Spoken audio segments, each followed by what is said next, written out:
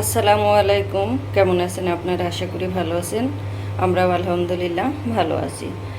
তো চলে আসলাম সকালবেলায়। এখন সকালবেলা সকাল 7:30 মতো বাজে। ছোটো মেয়ে স্কুলে যাবে, তো আমি এখানে এই যে ডিম পোস্ট করে নিলাম, আর এই যে পাউরুটি ব্রেড একটু ছেঁকে নিচ্ছি। আর এখানে যে রাত্রের ভাত ছিল, আমি শুকনা মরিচ ভাজি করে নিয়েছি, আর পেঁয়াজ কেটে নিয়েছি, সরিষার তেল দিয়ে এটা মাখাবো। এটা কিন্তু অনেক মজা হয় খেতে। তো তো এখন আমি এই যে ভাতটা মাখিয়ে নেব। এই ভাতে কিন্তু মরিচের পরিমাণটা একটু বেশি হলেই বেশি ভালো, মানে খেতে বেশি মজা হয়। তো আমরা মরিচ খেতে পারি না, তো ওই জন্য খুব অল্প পরিমাণে দিয়েছি।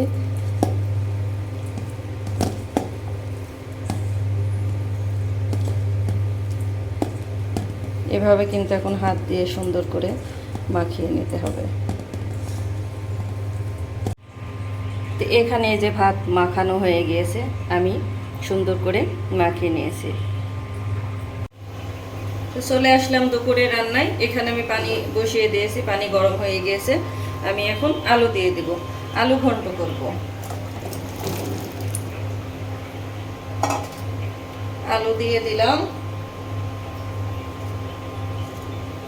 2 পিস দারুচিনি দিয়ে দিলাম, তেজপাতা,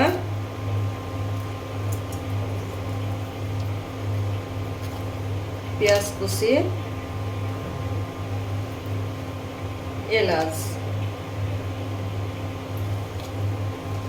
আর কাঁচামরিচ। এখন আমি ভালো করে সিদ্ধ করে নেব।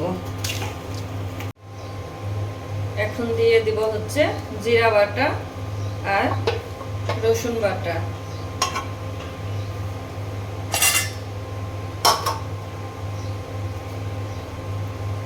হলুদের গুঁড়া,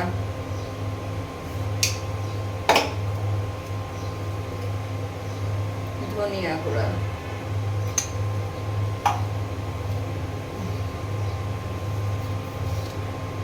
স্বাদ মতো লবণ।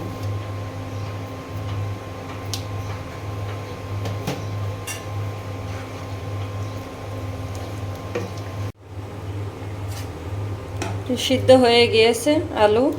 এখন আমি চামচের সাহায্যে একটু এইভাবে ভেঙে ভেঙে দেব।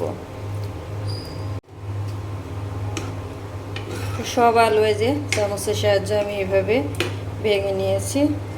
এখন আমি নামিয়ে বাগার দিয়ে নেব। এখানে বাগারের জন্য তেল দিয়ে দিয়েছি, তেল গরম হয়ে গিয়েছে।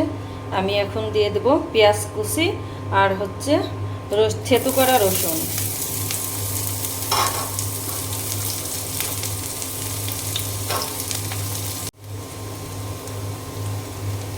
তো দিয়ে দিলাম আমি এখানে পাঁচফোড়ন।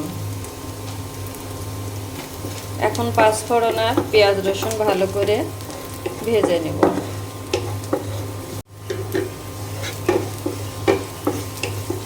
তো এখানে যে পেঁয়াজ ভাজি করা হয়ে গিয়েছে, আমি এখন এর মধ্যে আলু ঘন্টটা দিয়ে দেব।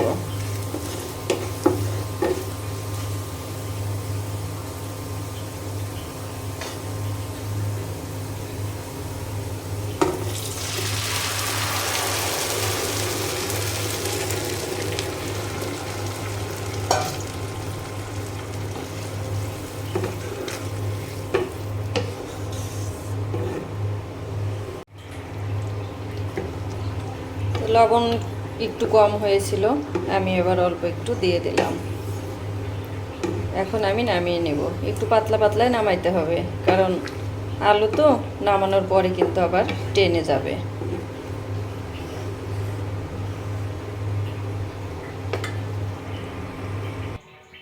তো এখানে এই যে আলু ঘন্টটা হয়ে গিয়েছে, আমি নামিয়ে নিয়েছি।